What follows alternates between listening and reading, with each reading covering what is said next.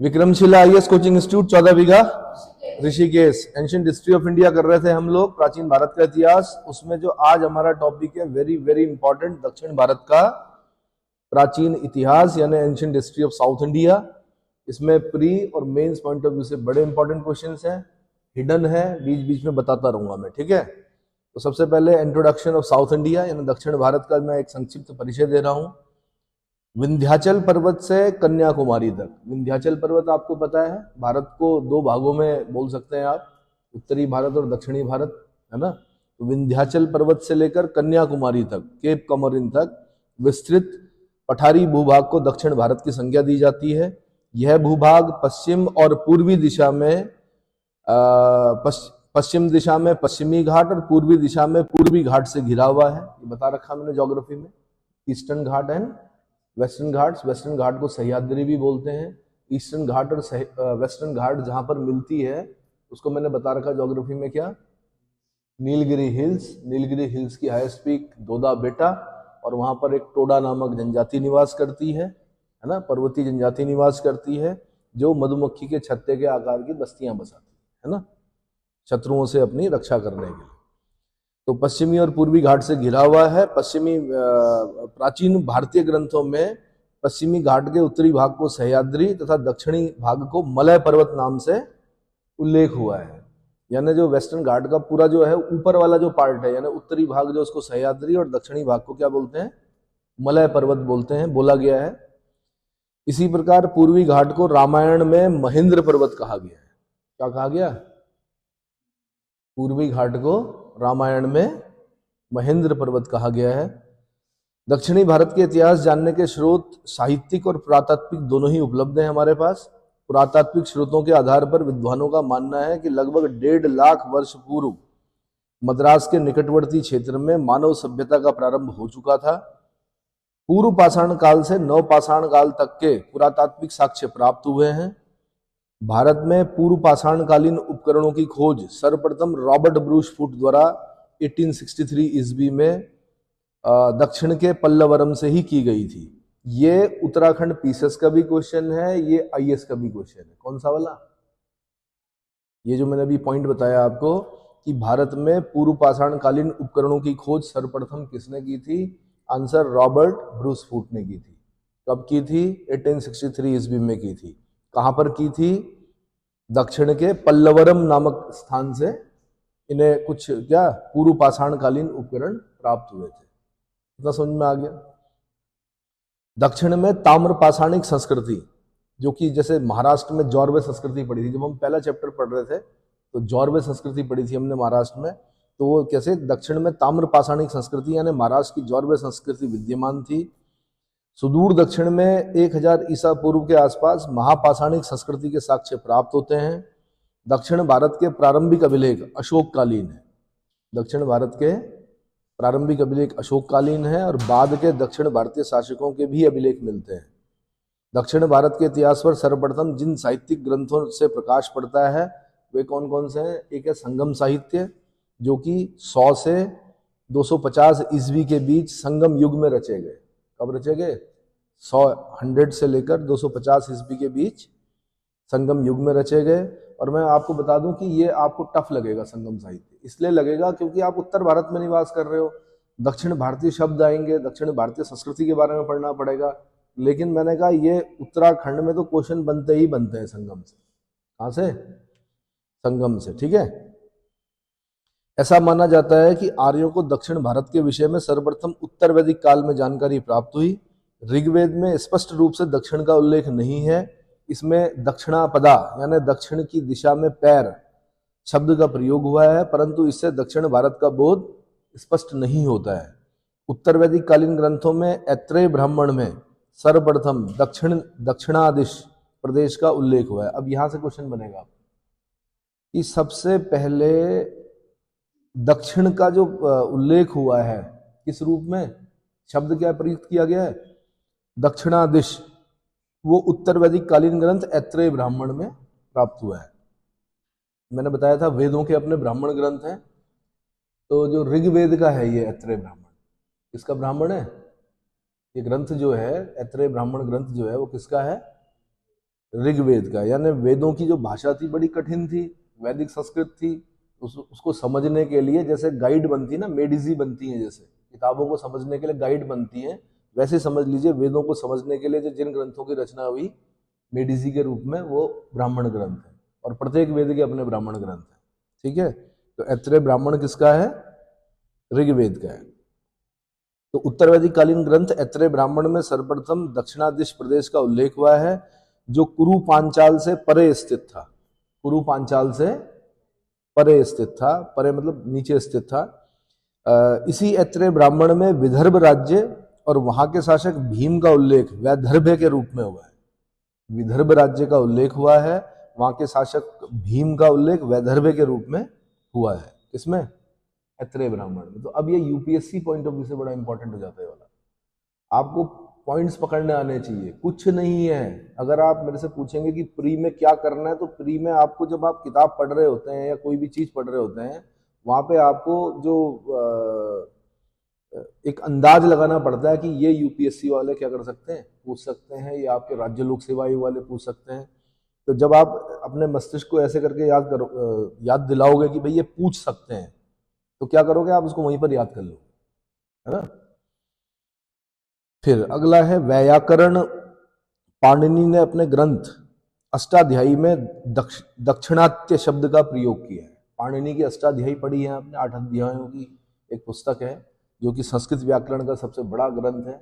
पाणिनि की अष्टाध्यायी, गांधार के निवासी थे पाणिनि, है ना। उन्होंने उस जमाने में क्या, संस्कृत व्याकरण पर पुस्तक लिखी। तो अष्टाध्यायी में उन्होंने दक्षिणात्य शब्द का प्रयोग किया। इसमें अश्मक और कलिंग आदि जनपदों का उल्लेख हुआ है। बौद्ध ग्रंथ सुत्त निपात और विनय पिटक में भी दक्षिणापद का उल्लेख प्राप्त होता है। सुत्त निपात और विनय पिटक में भी दक्षिणापद का उल्लेख होता है। विनय पिटक, पिटक मतलब होता है टोकरी। मैंने बता रखे हैं बौद्ध धर्म में 3 पिटक है। कौन कौन से? सुत्त पिटक, विनय पिटक और अभिधम्म पिटक, है ना। तो विनय पिटक जिसमें कि बौद्ध भिक्षुओं के आचार नियम दिए गए हैं, उसमें आपका क्या, दक्षिणापद का उल्लेख हुआ है। तो क्लियर हो गया? ठीक है। बौधायन धर्म सूत्र में दक्षिण भारतीय समाज के रीति रिवाजों का अत्यंत सुंदर वर्णन किया गया है।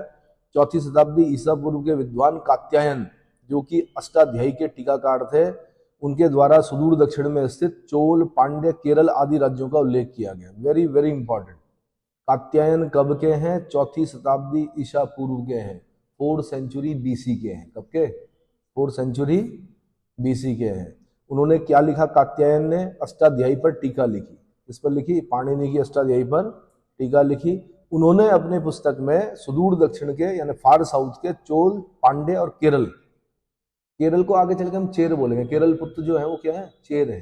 ठीक है। केरल आदि राज्यों का उल्लेख किया है। रामायण और महाभारत में दक्षिण भारत के विभिन्न राज्यों, पर्वतों, नदियों, वनों आदि का उल्लेख मिलता है। रामायण किसने लिखी? महर्षि वाल्मीकि ने लिखी। भगवान राम कहाँ जाते हैं? भाई लंका विजय पे जाते हैं तो दक्षिण भारत से होकर तो गए होंगे, है ना। 12 ज्योतिर्लिंगों में से एक ज्योतिर्लिंग जो श्वेतबंध रामेश्वरम से, मतलब रामेश्वरम में है, वो किसके द्वारा स्थापित है? भगवान राम के द्वारा स्थापित है। तो ये सारे उल्लेख किस में मिल रहे हैं? रामायण में। इसका मतलब दक्षिण भारत से परिचित थे, है ना।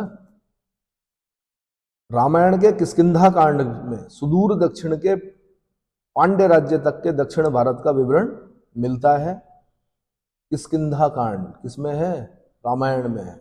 अच्छा, एक चीज और समझ लेना, आपके हिसाब से रामायण वो है जो आपको दिखाई गई। जैसे रामानंद सागर जी ने जो रामायण बनाई, जिसमें अरुण गोविल राम बने, है ना, और दीपिका करके जो है वो माता सीता बनी, लक्ष्मण। तो आपको जिस प्रकार से रामायण बनाना दिखाई गई, तो आपने उसको उसी रूप में क्या कर दिया? स्वीकार कर दिया। ऐसा लगता है कि उत्तर भारत में बड़ी उन्नत संस्कृति थी, दक्षिण भारत में उस समय क्या नहीं थी? उतनी उन्नत नहीं थी। इसलिए उत्तर भारत, मतलब जो भगवान राम जब जाते हैं ना दक्षिण भारत में, तो आपको पता है किष्किंधा कांड में क्या होता है? जब आप पढ़ रहे होते हैं आगे, तो बाली, सुग्रीव, इन सब के उल्लेख मिलते हैं आपको। तो इन्हें वानरों की संज्ञा दी गई है। क्या दी गई है? यानी सांस्कृतिक विविधता दिखती है। ऐसा होता है जैसे आप अगर शहर में रह रहे हो, अगर आप गांव में जाओगे, तो गांव के जो, मतलब जहाँ पर संस्कृति भी ज़्यादा विकसित नहीं हुई है, शहरों में ज़्यादा संस्कृति क्या होगी? विकसित होगी। तो शहर का आदमी गांव के व्यक्ति को थोड़ा क्या समझता है? हाँ जी, अपने से थोड़ा नीचे समझता, नीचे वाला गांव वाला भी थोड़ा शहर वाले को कुछ ज्यादा क्या ऊंचा समझता है। जबकि देखा जाए तो गांव का जो जीवन है वो शहर के जीवन से क्या है, ज्यादा बेटर है। सिर्फ अंतर किस चीज का, धन का, किसका, धन का है और सुविधाओं का है ना। तो मैंने कहा किष्किंधा कांड में सुदूर दक्षिण में पांड्य राज्य तक के दक्षिण भारत का विवरण मिलता है। इसी में दंडकारण्य, इसका दंडकारण्य यानी बुंदेलखंड में कृष्णा नदी तक फैला वन क्षेत्र। दंडकारण्य वाला क्षेत्र कौन सा है, बुंदेलखंड से कृष्णा नदी तक फैला हुआ जो वन क्षेत्र है, दंडकारण्य प्रदेश का उल्लेख हुआ है। महाभारत के अनुसार अगस्त्य ऋषि ने दक्षिण में सर्वप्रथम आर्य संस्कृति का प्रचार प्रसार किया। ये तो लिखा हुआ है किताबों में कि विंध्य पार करके अगस्त्य ऋषि गए और उनके पुत्रों ने अनारियों के साथ विवाह किए। उसके बाद जो संतानें उत्पन्न हुई वे आंध्र कहलाए। इसका मतलब आंध्र जो निकले, मतलब आंध्र जो हुए हैं वो आर्य और अनारियों की क्या है, संतानें हैं। यानी पिता की ओर से वो आर्य हैं और माता की ओर से क्या है, अनार्य। तो समझ में आ गया। दक्षिण भारत के विषय में कुछ विदेशी लेखकों और यात्रियों का भी विवरण मिलता है। मेगस्थनीज पांड्य राज्य का उल्लेख करता है। मेगस्थनीज कौन, जिसने इंडिका लिखी है। मेगस्थनीज कौन, इंडिका का लेखक। मेगस्थनीज पांड्य राज्य का उल्लेख करता है। उसके अनुसार यहाँ पांड्या नामक महिला शासिका थी। कौन थी, पांड्या नामक एक महिला शासिका थी जो हेराक्लिस की पुत्री थी। किसकी, अब भाई हेराक्ली जो शब्द प्रयुक्त हुआ है वो भगवान कृष्ण के लिए हुआ है। मेगस्थनीज ने ही लिखा है अपने इंडिका में कि जो मौर्य सेना है वो जब चलती है तो उसके हाथ में झंडे होते हैं और उन झंडों पर कौन बने हुए होते हैं, देवता का चित्र होता है। वो देवता कौन है, हेराक्लीस। इसका मतलब उनके झंडों पर भगवान कृष्ण के चित्र बने होते हैं। तो हेराक्लीस जो शब्द है वो किसके लिए है। अब ये मैंने कहा नहीं, कुछ उदाहरण जो है मेगस्थनीज के वो क्या गलत है। तो वो कहता है कि हेराक्लीस की पुत्री है। अब हो सकता है कि कोई शासक रहा हो हेराक्लीस नाम का, जैसे आज भी हम बच्चों के नाम रख देते हैं, किसी का नाम कान्हा, किसी का नाम कृष्णा, है ना। तो संभवतः होगा कोई। पेरिप्लस ऑफ द एरेथ्रियन सी, मैंने बता रखा है यहाँ से कई बार क्वेश्चन पूछता है कि इसका लेखक कौन है, अज्ञात है, मतलब पता नहीं चला है। तो पेरिप्लस ऑफ द एरेथ्रियन सी, और एरेथ्रियन सी क्या है, इसमें लाल सागर के लिए कहा गया, रेड सी के लिए। पेरिप्लस ऑफ द एरेथ्रियन सी का अज्ञात यूनानी लेखक जो मिस्र से आकर बस गया था, उसने प्रथम सदी में भारतीय बंदरगाहों का भ्रमण किया तथा उसने केरल तथा तमिल देश के बंदरगाहों, केरल तथा तमिल देश के बंदरगाहों और रोम के साथ दक्षिण भारत के व्यापार का उल्लेख किया है। इसका मतलब फर्स्ट सेंचुरी एना डोमिनी में भी रोम के साथ भारतीय दक्षिण भारतीयों का व्यापार चल रहा था। और रोम के जहाज या भारतीय जहाज जो भी हैं, यानी रोमन जहाज दक्षिण भारत के बंदरगाहों पर क्या करते थे, आकर क्या व्यापार करते थे। इतना समझ में आ गया। 150 ईस्वी में टॉलमी, जो कि एक बड़े भूगोलवेत्ता हैं, टॉलमी द्वारा रची गई जो पुस्तक है भूगोल, ज्योग्राफिया, है ना, उसमें भी पूर्वी तट के बंदरगाहों का उल्लेख है। टॉलमी भी क्या कर रहा है, पूर्वी तट के बंदरगाहों का उल्लेख कर रहा है। चीनी यात्री वेनसांग, इत्सिंग, मातवालिन, इन्होंने भी दक्षिण भारत के राज्यों और राजाओं का उल्लेख किया है। वेनसांग कांची और वातापी भी गया था। ये तो अद्भुत व्यक्ति था और काश ऐसा जीवन मिले किसी को। तीर्थ यात्रियों का राजकुमार कहते हैं इसको, क्या कहते हैं, तीर्थ यात्रियों का राजकुमार कहते हैं, है ना। तो भारत में काफी भ्रमण किया इसने और इसकी जो उद्देश्य था वो क्या था, बौद्ध धर्म।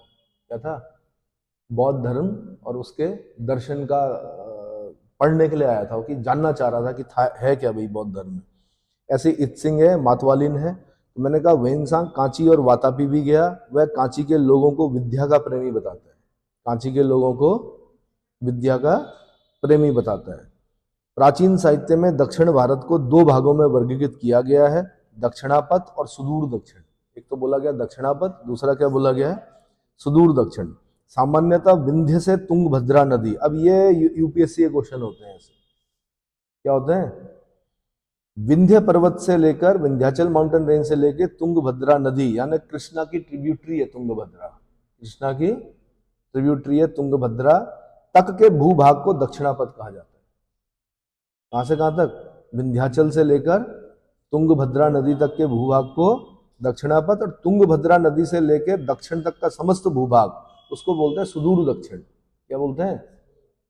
यानी जैसे आप तुंगभद्रा पार करोगे, आप कभी जाना कर्नाटक जाओगे, हम्पी हस्तिनावती हम्पी जाओगे, अगर आप हम्पी मतलब विजयनगर साम्राज्य की राजधानी थी, उसके खंडहर हैं आज। जब आप देखने जाओगे तो जैसे तुंगभद्रा से नीचे जाओगे तो समझ लेना आप फार साउथ में पहुंच गए। कहाँ पहुंच गए? फार साउथ मतलब सुदूर दक्षिण में पहुंच गए आप। ठीक है, तो तुंगभद्रा नदी के दक्षिण का समस्त भूभाग सुदूर दक्षिण के रूप में जाना जाता था। सुदूर दक्षिण को द्रविड़ या तमिल देश भी कहा गया है। द्रविड़ देश या तमिल देश भी कहा गया है। रामायण और महाभारत में स्पष्टतया दक्षिणापथ और सुदूर दक्षिण यानी द्रविड़ का उल्लेख हुआ है। महाभारत में उल्लिखित है कि सहदेव ने सुदूर दक्षिण स्थित पांड्य राज्य को विजित करने के पश्चात दक्षिणापथ को जीत लिया। हालांकि भरतकृत नाट्यशास्त्र, भरत मुनि का है नाट्यशास्त्र, या ये सब क्वेश्चन, नाट्यशास्त्र किसका है? आंसर भरत मुनि का। तो भरत मुनि के नाट्यशास्त्र में और राजशेखर की काव्य मीमांसा, राजशेखर की काव्य मीमांसा और चालुक्य लेखों में दक्षिणापथ का उल्लेख विस्तृत संदर्भ में करते हुए इसमें सुदूर दक्षिण को भी समाहित किया गया। सुदूर दक्षिण को भी समाहित किया गया है। इतना समझ में आ गया? ठीक। अब हम चलते हैं दक्षिण भारत के इतिहास में, हिस्ट्री ऑफ साउथ इंडिया। तो इसमें हम पहले से शुरू से करेंगे और शुरू से चलते हुए धीरे धीरे धीरे करके हम आगे बढ़ेंगे, है ना। वैसे मैं फर्स्ट चैप्टर में आपको ये करा चुका हूँ, कई नाम आप पहले से सुन चुके हो, लेकिन एक बार फिर हम उसको क्या कर रहे हैं? पढ़ रहे हैं। तो दक्षिण भारत का इतिहास, दक्षिण भारत का इतिहास पुरापाषाण काल से प्रारंभ होता है। 1863 में रॉबर्ट ब्रूस फूट ने पल्लवरम से भारत का पहला निम्न पुरापाषाणकालीन प्रस्तर उपकरण, निम्न इस पे पकड़ना है आपने, निम्न पुरापाषाणकालीन प्रस्तर उपकरण मतलब प्रस्तर मतलब पत्थर का उपकरण, और वो क्या था? हस्त कुठार यानी हैंडेक्स, एक ऐसी कुल्हाड़ी जिसके आगे क्या लगा हुआ था? पत्थर लगा हुआ था, लोहा नहीं होता था उसमें। क्या था? पत्थर की कुल्हाड़ी प्राप्त की, हैंडेक्स की खोज की। फिर विलियम किंग ने अतीरम पक्कम से हैंडेक्स प्राप्त किया। सबसे पहले रॉबर्ट ब्रूस फूट ने प्राप्त किया, उसके बाद विलियम किंग ने प्राप्त किया क्या? अतीर पक्कम से हैंडेक्स प्राप्त किया। अच्छा, माना मैं आपको जंगल में छोड़ दूं, ठीक है, और घने जंगल में छोड़ दूं, तब आप क्या करोगे? अब ये मत बोलना कि बैठ के रोएंगे, सर्वाइव करने के लिए कुछ ना कुछ करोगे ना। अब आपके पास ना लोहा है ना कुछ है, तो क्या करोगे आप? तो और जंगली जानवरों का भी खतरा है, और आपके वहां माचिस भी नहीं है, कोशिश करोगे ना आग जलाने की, है ना। ये लोग तो आग से भी परिचित नहीं थे। फिर आप क्या करोगे कि हथियार भी बनाओगे। तो अब आपके पास कुछ नहीं है, तो अब आप क्या करोगे? पत्थर के तो हथियार बनाओगे। तो उस जमाने में उन मनुष्यों ने भी, उस समय के जो आदि मानव थे, उन्होंने भी क्या किए? पत्थर के हथियार, औजार बनाए। तो समझ में आ गया। तो अतीरम पक्कम हैंडेक्स से हैंडेक्स प्राप्त किया। दक्षिण भारत की कोर्तलयार नदी घाटी पुरापाषाणकालीन पुरावशेषों के लिए महत्वपूर्ण है। दक्षिण भारत की कोर्त लयार नदी घाटी पुरापाषाणकालीन पुरावशेषों के लिए महत्वपूर्ण है। इस नदी घाटी के प्रमुख स्थल जो हैं वदमदुराई, कौन कौन है? एक तो वदमदुराई, दूसरा हो गया अतीरम पक्कम, तीसरा हो गया क्या? गुड्डियम। ये सब नाम पढ़ने आपने। आंध्र प्रदेश के गिदलूर और करीमपुड़ी तथा कर्नाटक के अनगवाड़ी और बागलपुर आदि निम्न पुरापाषाणकालीन स्थल है। अनगवाड़ी और बागलपुर ये सब क्या है? निम्न पुरापाषाणकालीन स्थल है। इतना समझ में आ गया। दक्षिण भारतीय निम्न पुरापाषाणकालीन उपकरणों में हैंडेक्स, क्लीवर प्रमुख हैं, और इनमें सबसे महत्वपूर्ण, इसमें सबसे पहले मद्रास के निकटवर्ती क्षेत्रों में पाया गया, इसलिए इसे मद्रासी संस्कृति या मद्रासियन उपकरण भी कहा जाता है। हालांकि उपकरण देश के अन्य भागों में भी पाए गए। निम्न पुरापाषाणकालीन उपकरणों में क्या मिला? हैंडेक्स मिला, क्लीवर मिला, छेनी टाइप की क्लीवर, ये प्रमुख है। और इसमें सबसे पहले मैंने बताया आपको कहा मद्रास के निकट पाया गया। तो इतिहास की परंपरा होती है, जहां से मिलता है तो उसी के नाम पर क्या हो जाता है, इसलिए बोल दिया कि मद्रासी संस्कृति है, मद्रासियन उपकरण। इतना क्लियर हो गया। मध्य पुरापाषाणकालीन प्रस्तर उपकरण जैसे जैस्पर हो गया, चर्ट हो गया, फ्लिंट हो गया, ये पत्थर के बने थे। क्या क्या, जैस्पर, चर्ट और फ्लिंट, ये पत्थर के बने थे। इनमें मुख्यतः शल्क निर्मित फलक, बेदनी, छेदनी, खुरचनी आदि उपकरण हैं। अब इनको आप देख लेना, किस पे, मोबाइल पे जाना, देखना बेदनी कैसी होती थी और छेदनी कैसी होती थी, खुरचनी कैसी होती थी। यह एक दूसरा तरीका है। दिल्ली जब भी जाओ, नेशनल म्यूजियम में जाओ, सब मिल जाएगा आपको, सारी चीजें लगी हुई हैं, चाहे तो वो पुरा पाषाण काल की हो, चाहे वो निम्न पुरा पाषाण काल की हो, मध्य पुरा पाषाण काल की हो, है ना, सारी चीजें मिलेंगी वहां पे आपको। ठीक है, ये सभी उपकरण दक्षिण भारत से प्राप्त हुए हैं। इस प्रकार ब्लेड निर्मित उच्च पुरापाषाणकालीन उपकरण भी आंध्र प्रदेश के कुरनूल गुफा, रेणुगुंटा, महाराष्ट्र के पटने, भदणे, इनाम गांव, कर्नाटक के शोरपुर, दोआब आदि से प्राप्त हुए। समझ में आ गया? होता क्या है कि आप उस चीज को समझ नहीं सकते। माना आप नेशनल म्यूजियम में गए, कहाँ गए, राष्ट्रीय संग्रहालय बोलते हैं उसको हिंदी में। जब आप वहां गए तो आपने जब ये उपकरण देखे तो क्या फील करोगे आप? अगर आप सच्चे इतिहासकार होंगे तो खाली ये थोड़ा कि फोटो खिंचाई और उसको उस पे लगा दिया, फेसबुक और क्या बोलते हैं आप, इंस्टाग्राम के किस पे, स्टोरी पे लगा दिया या वो कर दिया। आपने वहां पे खड़े होके क्या करना है, थोड़ी देर तक विचार करना है। आपने बोलना है कि कई हजार साल पहले ये उपकरण किसी आदि मानव, और हो सकता है वो हमारा पूर्वज ही रहा होगा, उसके हाथ में था और इस उपकरण से उसने कई शिकार किए होंगे। क्या किए होंगे भाई? ऐसा तो है नहीं कि कुल्हाड़ी बना के टांग दी होगी उसने गुफा में, कुछ किया होगा उससे।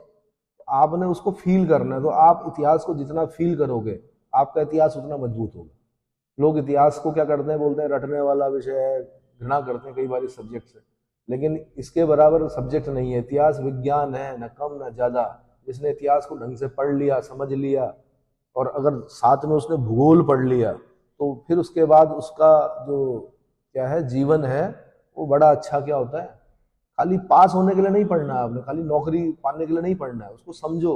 और इतिहास बहुत चीजें सिखाता भी है आपको, आने वाले जीवन में काम आएगा आपके। समझ में आया?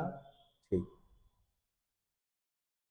ऐसे ही मध्य पाषाणकालीन लघु पाषाणोपकरण जो है तमिलनाडु के टेरी स्थलों, कर्नाटक के जलालहल्ली, संगनकल्लू, आंध्र प्रदेश के नागार्जुनकोंडा, गिदलूर, रेनीगुंटा आदि से प्राप्त हुए हैं। कहां से?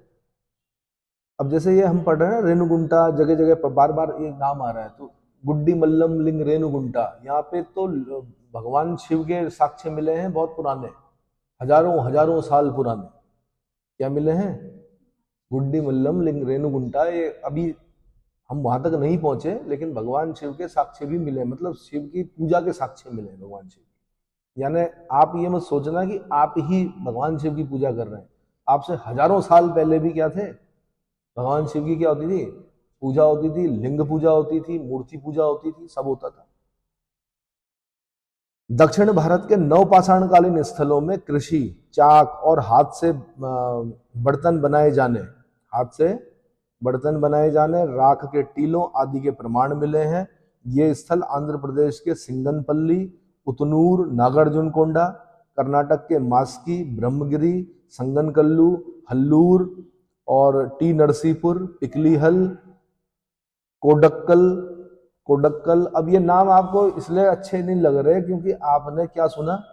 आपने सुना क्या अभी तक? क्या सुना आपने पैदा होने के बाद? आपने सुना देहरादून, हरिद्वार, ये तो सुना, अल्मोड़ा, पिथौरागढ़, और क्या सुना? बागेश्वर, उत्तरकाशी, देहरादून, रायवाला, डोईवाला, ये तो सुना।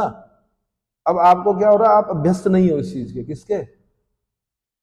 तो आपको सबसे पहले याद करने पड़ेंगे, और जीवन में जब मौका मिले, कभी आईएएस बन जाओ तो हो सकता है आपको इन जगहों पर जाने का मौका भी मिलेगा, कि मास की, तब वहां पर अपनी गाड़ी रोककर बोलना कि भाई वो देखना है, क्या कहाँ से मिले हैं ये, वहां पर रुकना है, फील करना है कि बताओ कितनी पुरानी संस्कृति थी, आज से हजारों साल पहले भी यहाँ पर क्या आदि मानव रह रहा था। नहीं आया समझ में? मास्की, ब्रह्मगिरी, संगनकल्लू, हल्लूर, टी नरसीपुर, पिकलीहल, कोडक्कल, ऐसी तमिलनाडु में पय्यमपल्ली ये आदि हैं। संगनकल्लू, उतनूर, कुपगल, कोडक्कल से राख के टीले मिले हैं, जो पशुपालन से संबंधित महत्वपूर्ण साक्ष्य हैं। महत्वपूर्ण देखो भाई, जब पशु पाले जाते थे ना, तो आज तो नहीं है उतने। आप तो सब बाघों को मार दिया आपने, सारे भालू गायब कर दिए, भालू मतलब भालुओं को मारकर आपने उनके तित्त बेच दिए। तित्त होते हैं भालू के अंदर, है ना, तित्त, गढ़वाल में बोलते हैं, ठीक है। और क्या करते हैं आपने, तो उस जमाने में तो क्या था कि पशु पालना भी कठिन काम था। इवन उत्तराखंड में तो एक संस्कृति थी कि पशुओं को अंदर की तरफ रखा जाता था। जब बाड़ा बनाते थे ना, और तब बाहर से मनुष्य रहते थे, तब आग जला के रखते थे, क्या करते थे रात भर, ताकि बाघ क्या ना करे। यानी पशु ज्यादा बड़ी संपत्ति थी। जैसे जो लोग बकरी पालते थे, भेड़ पालते थे, तो पहली रक्षा किसकी करनी है, भेड़ बकरी की करनी है, और उनके बाहर से अपने आप रहना है। साथ में कुत्ते भी पालने हैं, भोटिया कुत्ते, है ना, जो क्या करें, बताएं, बाघ से रक्षा करें, जो बताएं। और वो भेड़ बकरियों को नियंत्रित भी करते थे वो कुत्ते। मजाल है कोई हाथ लगा दे दूसरा आदमी इस पर, किसी भेड़ या बकरी पर। तो होता था यहाँ पर व्यापार जो होता था, ये सड़कें थोड़े थी जिन सड़कों से आप जा रहे हैं ऑल वेदर रोड। पहले व्यापार जो होता था वो बकरों में ही होता था। नमक का व्यापार होता था, यहाँ से नमक बांध कर ले जाया जाता था, किस पर, बकरों में। क्योंकि उत्तराखंड में हर चीज थी, लेकिन क्या नहीं था, नमक नहीं था। नमक कहाँ से जाता था, नीचे से। समझ में आया, हाँ जी। और नमक की कमी थी, इसीलिए यहाँ पर एक बीमारी होती थी जिसको बोलते थे ग्वाइटर, गलगंड, ग्वाइटर होता था। नमक की क्या थी, कमी थी।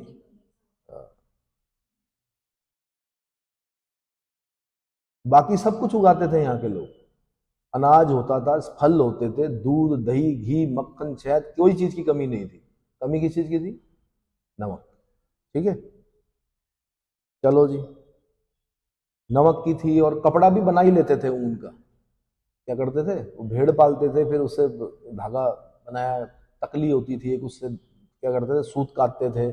उसके बाद कोई बुनकर होता था, खासकर भूटिया जनजाति के जो लोग थे, वो बहुत अच्छे वीवर्स, जनजात वीवर्स होते थे। मतलब बड़े अच्छे शॉल दुशालें ये सब चीजें बनाते थे। तो उस चीज को फील करो, खाली पढ़ना इसलिए नहीं है कि बस हो गया, एक नंबर मिल गया मुझे, उसको फील करो। मैंने क्या कहा आपको, संगनकल्लू, उतनूर, कुपगल, कोडेक्कल से राख के टीले मिले हैं, जो पशुपालन से संबंधित महत्वपूर्ण साक्ष्य हैं। दक्षिण भारत में भी इसी समय कृषि कार्य आरंभ हुआ। कब, नवपाषाण काल में कृषि कार्य आरंभ हुआ।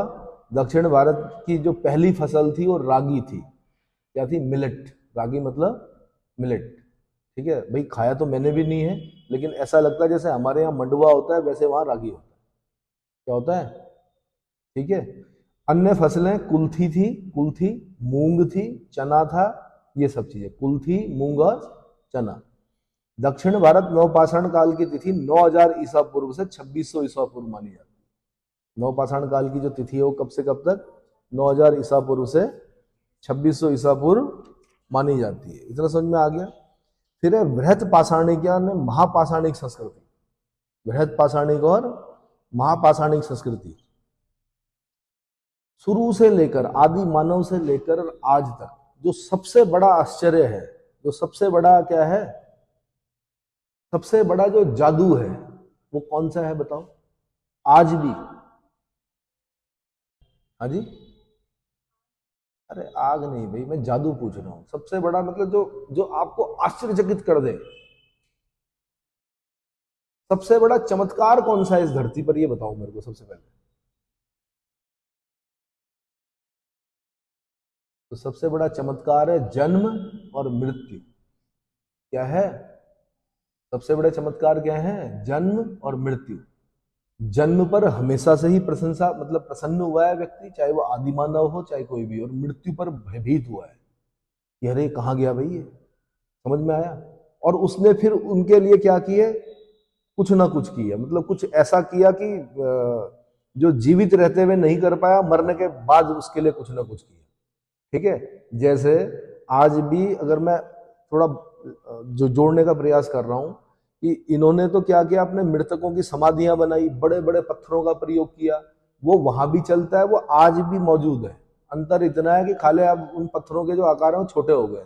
पितरकूड़े बोलते हैं उत्तराखंड में उन्हें, क्या बोलते हैं, एक छोटा सा पत्थर रख देते हैं। गांव जाना पड़ता है, जब किसी की मृत्यु हो जाती है तो उसके गांव में जाकर उसके पुत्र के द्वारा क्या किया जाता है, वहां पर या उसके सगे संबंधियों के द्वारा क्या रखा जाता है, पितृकूड़ा रखा जाता है। तो ये महापाषाणिक संस्कृति, अब इतना समय नहीं है लोगों के पास कि बड़े पत्थर लाएं फिर 2 पत्थर रखें उसके ऊपर 1 पत्थर रखें, नहीं।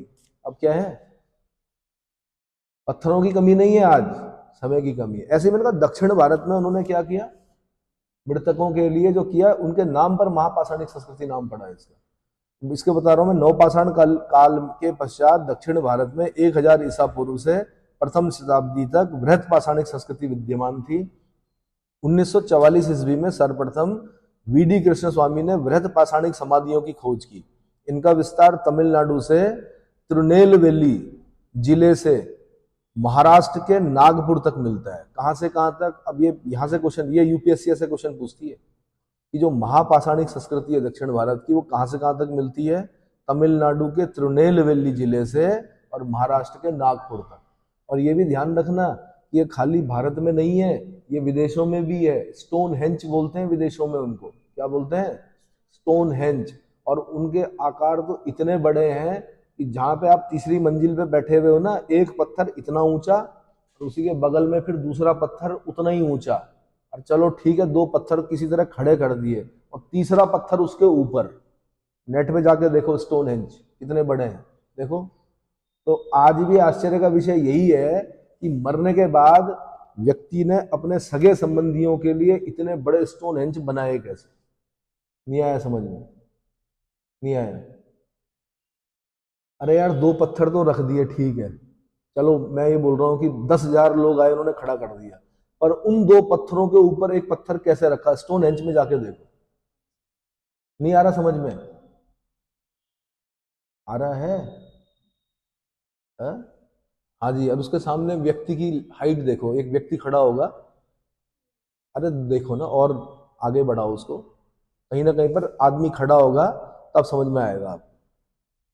मरने के बाद आगे चलकर आप पढ़ते हैं, सुनो, पिरामिड्स जानते हो, पिरामिड्स, तब पत्थर खड़े नहीं किए उन्होंने, तब उन्होंने बड़े डिजाइनदार क्या बनाई, कब्रें बनाई, पिरामिड्स जिनको बोलते हैं। कितने मोटे मोटे ब्लॉक हैं उसमें, ये पता है, पत्थर, एक एक पत्थर कितना भारी है, वहां तक ले गए, पहाड़ बना दिए उन्होंने। क्या कर दिए, पहाड़ बना दिए, क्या करके, पत्थर के ऊपर पत्थर रखकर, बिल्कुल सटीक ज्योमेट्री जिसको बोलते हैं। यही तो आश्चर्य के विषय है, यही तो इतिहास है। कौन थे वो लोग, नहीं आ रहा समझ में। आज तो मनुष्य उस स्थिति तक पहुंच गया है कि उसके लिए नॉर्मल चीज हो गई है मृत्यु, मर गया ठीक। और आज शमशान में लकड़ी एक व्यवस्था है, सामाजिक व्यवस्था की, लकड़ी देनी पड़ती है मृत व्यक्ति को। तो आज तो कुछ लोग तो ऐसे हैं जो सबसे छोटी लकड़ी ढूंढ रहे होते कि ज्यादा भारी ना उठाना पड़े। उस जमाने में लोगों ने अपने मृतकों के लिए स्टोन हेंच भी बना दिए, उन लोगों ने क्या कर दिया, महापाषाणिक कब्रें भी बना दी, उन लोगों ने पिरामिड्स भी बना दिए। तो था क्या, इसका मतलब वो मृत्यु के रहस्य को और पुनर्जन्म में विश्वास कर रहे थे, या वो उनकी याद में कुछ ऐसा बनाना चाहते थे कि जो सदियों तक याद रखा जाए। स्टोन हेंच मिला भाई, ऐसा तो नहीं होगा कि नेट पे एक ही फोटो होगी, कम से कम 100-200 फोटोएं होंगी। हाँ, तो मैं ये बता रहा हूँ, 1944 में सर्वप्रथम वीडी कृष्ण स्वामी ने बृहत पाषाणिक समाधियों की खोज की। इनका विस्तार तमिलनाडु के तिरुनेलवेली जिले से लेकर महाराष्ट्र के नागपुर तक मिलता है। केरल और पांडिचेरी भी इसमें शामिल था, केरल और पांडिचेरी भी इसमें शामिल था। क्योंकि इस समय यहाँ के लोग अपने मृतकों की समाधियों में बड़े बड़े पत्थरों का प्रयोग करते थे, इसे बड़े बड़े पत्थरों से ढकते थे, इसलिए इसे बृहत पाषाणिक संस्कृति की संज्ञा दी गई है। क्या किया गया है, अब आप खुद समझो कि ये ऐसा क्यों हुआ होगा। परंपराएं कहां से शुरू होती है, मैं समझा देता हूं आपको। पहले लोग जलाते नहीं थे, पूरा मतलब जो पाषाणकालीन लोग हैं ये जलाते नहीं थे, करते दफनाते थे। किसी ने देखा होगा कि दफना दिया, ठीक है, दफना दिया, कितना भी गहरा खोदो, जंगली जानवर आया होगा, उसने उसको खोदा होगा और वो जो आदमी है उसको खाया होगा। तब किसी की समझ में आया होगा कि भाई इसके ऊपर एक बड़ा पत्थर रखना पड़ेगा ताकि कोई जंगली जीव क्या ना कर सके, खा ना सके। ये जो मुस्लिमों में जो कब्र का सिस्टम है वो क्या है, दफनाते हैं तो उसके ऊपर क्यों बनाते हैं कब्र, इसीलिए बनाते हैं ताकि उसको खोद के कोई जंगली जानवर क्या ना करे, खाए ना। इतना समझ में आ गया। तो ये संस्कृति बढ़ते बढ़ते उन पत्थरों का आकार और बड़ा होता चला गया, क्योंकि जो समझाने वाला एक व्यक्ति होता ना, मतलब जब मृत्यु के समय किसी कहीं पर मृत्यु होती तो एक आदमी क्या होता है, ऐसा होता है जो समझा रहा होता है कि नहीं इससे बड़ा पत्थर नहीं भाई, और इससे बड़ा पत्थर। तो इसलिए महापाषाणिक संस्कृति का क्या हुआ। और फिर थोड़ा सा एक चीज और होती है क्या, समाज में उसकी स्थिति कैसी थी, तो उसकी स्थिति अगर ऊपर थी तो उसके लिए बड़ा पत्थर, उसके लिए क्या बड़ा पत्थर, और छोटा आदमी गरीब आदमी है तो उसके लिए छोटा पत्थर। कुछ ऐसा लगता है कि जो बृहत पाषाणिक संस्कृति की ये कुछ इसी तरह का लगता है। इन समाधियों में लोहे के औजार, मिट्टी के बर्तन आदि भी रखे जाते थे। इसका मतलब उन्हें ऐसा लगता था कि क्या शायद पुनर्जन्म होगा। ठीक है, अब क्या लगता था इस पर इतिहास मौन है भाई, इसमें क्या है हम अंदाजा लगा सकते हैं कि ऐसा सोचते थे वो। इन समाधियों से आंशिक समाधिकरण का उदाहरण भी मिलता है। पहले शवों को जंगली जानवरों को खाने के लिए छोड़ दिया जाता था, फिर अस्थियों को इकट्ठा करके उन पर समाधि बनती थी। ठीक है, वृहत पाषाणिक समाधियां विभिन्न प्रकार की थी, यथा डालमेन ताबूत, दूसरा हो गया संगोर, संगोर मतलब स्तूपाकार ढेर या वृत्त, संगोर मतलब स्तूपाकार ढेर या वृत्त। अगला शीर्ष प्रस्तर मेनहीर, शीर्ष प्रस्तर मेनहीर। ठीक है, डालमेन अर्थात पत्थर की मेज जैसी समाधि आकृति, जिसमें नीचे एक पत्थर पर शव रखा जाता था, फिर चारों ओर से लगे खड़े पत्थरों को एक बड़े पत्थर से ढक दिया जाता था। इस प्रकार की समाधि ब्रह्मगिरी कर्नाटक और चिंगलपुत तमिलनाडु से मिली है। और मैंने कहा कुल मिलाकर ये जो पत्थर लगा रहे हैं चारों ओर, कॉफिन जैसा बना रहे हैं और ऊपर से बड़ा पत्थर रख रहे हैं, उसका उद्देश्य यही है कि कोई भी जंगली जानवर क्या ना कर सके, उसको छत विच्छत, शव को छत विच्छत ना कर सके या खा ना सके। और कुछ तो मैंने कहा नहीं आंशिक समाधिकरण, कुछ ने तो कहा हुआ खा लो यार, लो पकड़ो खाओ, पहले खिला दिया और उसके बाद जो हड्डी बची उनको क्या कर दिया, दफना दिया। समझ में आ गया। संगोर प्रकार की समाधि में पहले जमीन पर खड्डा खोदकर उसमें अस्थि अवशेष, उपकरण, मिट्टी के बर्तन आदि रखकर उसे पत्थरों से ऊंचाई तक ढक दिया जाता था। इस प्रकार के शवाधान चिंगलपुत से मिले हैं। कहां से मिले हैं, चिंगलपुत से मिले हैं। शीर्ष प्रस्तर प्रकार की समाधियों में शीर्ष भाग छाता या सर्प के फन जैसा दिखता है। इस प्रकार के शवाधान केरल में मिले हैं। कहां पर मिले हैं, केरल में मिले हैं। अगला मेनहीर प्रकार की समाधि में एक ही पत्थर का प्रयोग किया जाता है जो 2.5-3 मीटर ऊंचा होता है, 2.5-3 मीटर ऊंचा पत्थर। वृहत पाषाणिक संस्कृति के लोग पहाड़ियों की ढलानों पर बसे थे। पहाड़ियों के नीचे एक या अधिक तालाब निर्मित होता था, जिनका उपयोग संभवतः पीने के पानी और सिंचाई के लिए किया जाता रहा होगा। इनकी समाधियां बस्ती के पास ही बनी होती थी। कहाँ होती थी, ताकि याद करते रहे। उस समय फोटोग्राफ तो होते नहीं थे। आज तो लोग अपने माता पिता जो भी दादा दादी की फोटो लगा देते हैं तो उनको देखते रहते हैं, लेकिन उस समय वो समाधियों को गांव के आसपास ही बनाते थे ताकि बार बार याद करते रहे किनको, पितरों को, है ना। बृहत पाषाणिक लोग लोहे का प्रयोग करते थे। यह लौहयुगीन संस्कृति थी। समाधियों में विभिन्न प्रकार के लौह उपकरण पाए गए, जैसे तलवार, त्रिशूल, चपटी, कुल्हाड़ियां, वसूली, हंसिया, चाकू। ये उपकरण कृषि और युद्ध दोनों से संबंधित थे। इस संस्कृति के लोग कृषि और पशुपालन करते थे। इनके द्वारा उत्पादित प्रमुख अनाज जो था वो रागी, चावल, मूंग, रागी, चावल और मूंग था। गाय, बैल, भेड़, बकरी, घोड़ा आदि इनके पालतू पशु थे। ये लोग एक विशिष्ट प्रकार का मृद भांड प्रयोग करते थे जो काले और लाल रंग का था। यह चाक पर बनाया जाता था। इसके भीतरी तथा मुंह के पास वाला भाग काला और शेष भाग लाल होता था। यह औधे मुंह आवा में पकाया जाता था। औधे मुंह आवा में पकाया जाता था। प्रमुख मृद भांड जो थे वो घड़ा था, कटोरा था और थाली थी। क्या थी, घड़ा, कटोरा और थाली। इतना समझ में आ गया। अब इसके बाद मैं कराऊंगा आपको संगम युग। ठीक है।